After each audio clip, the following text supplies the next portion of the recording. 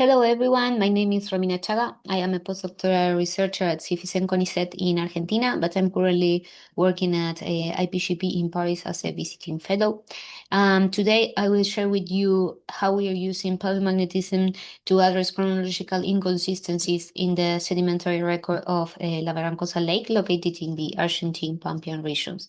So before getting into the study, I would like to briefly explain how paleomagnetism work in lake sediments. So for any observer at a certain point of the Earth, the magnetic field is defined as a vector. So it has an intensity and directions that now we choose they are the inclination and declination angles to study.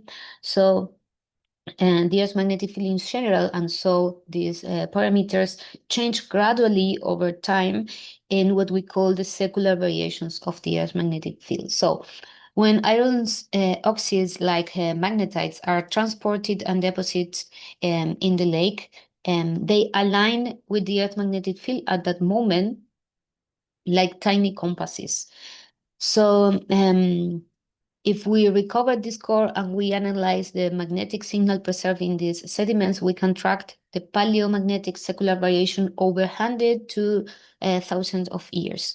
And getting this data and compare it with well-dated reference paleomagnetic secular variation records from the area around our study site or compare them with global geomagnetics model for our site, we have the possibility to evaluate and use this paleomagnetism as a tool to evaluate the age death models on our record. So La Barrancosa is one of the many shallow lakes within the humid Pampean region. And in particular, this area, it's very important because it's the most active agricultural area in Argentina today. So studying the recent environmental changes in this region is important to understand the impact of the land use and also to study the natural environmental variability over most of all, the most important time period is the last millennium. Um, but also in our research group, we have a second goal, um, which is to study the paleomag in this area. And it is very important because it's nowadays under a magnetic anomaly that is called South Atlantic anomaly. So in this region, the magnetic field is currently very weak, and it is interesting to study how it was in the past. So we previously worked at La Barrancosa in 2022 during my PhD. We recovered three sediment cores of about 60 centimeters and that were previously analyzed for paleomagnetic results. However, the ACES model was uncertain since, as you can see in the plot on the left, there is a significant change in the sedimentation rate.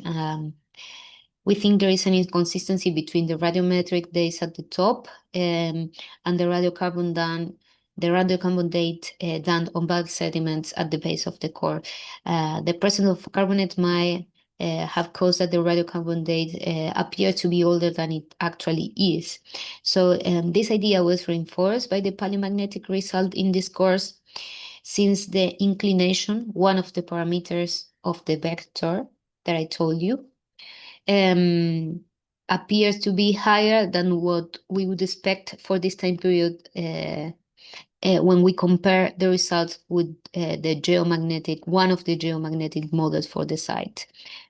So to know what was going on here, to improve the ACES model and extend also the paleomagnetic record, we aim to recover a longer core from this site. We went again to La Barrancosa in 2024. It was the first time also using a new core with this platform. It was very exciting. But we only could collect a 90 centimeters long core. We wanted to track a lot of meters, but it was not possible because we hit a hard rock layer that we didn't get through. So in this core, that it was actually very interesting because it's the longest core from this site so far. We make the lithological descriptions, geochemical, rock magnetic, and paleomagnetic analysis. And we also did a new radiocarbon date on bulk organic matter, on bulk sediments, because we in this place we don't particularly have plant remains, microfossils to date. So before doing the radiocarbon date at the base of the core, we decided to make the geochemical analysis because we saw that there was a rich organic matter layer, but we wanted to see how was the inorganic carbon in this layer. And as you see the result, we have a very good sample to date in this case. And the result of the radiocarbon date gave a much younger age between 1400 and 1600 of the Common Era. Um, and extrapolating this age to the base of the core, we get that the core was approximately 1300 years of the Common Era. So the results suggest that a more coherent chronology, but we wanted to see what happened with the paleomagnetic result and compare them again with the geomagnetic models and other records from South America. So here we have the rock magnetic uh, result. From this perspective, the sediments show a very stable magnetic mineralogy across the core, which is very important for paleomagnetic studies. The measurements, different measurements we did, gave us the result that we have low coercitivity minerals that are the ones that are able to carry the remnant magnetization that record how was the Earth magnetic field in the past. So here we have titanium magnetites, and they are the ideal carriers for the paleomagnetic study. Here I'm presenting you the paleomag results, and we have the first one is the intensity, is the relative paleointensity. We cannot have an absolute in paleointensity in this sediment course, but it is good to compare the variations anyway. And we have the directional data, inclination and declination. And I put as example these two graphs so you can see that the characteristic remanent magnetization that allows us to calculate these directions was really linear toward the origin, which allows to get these angles.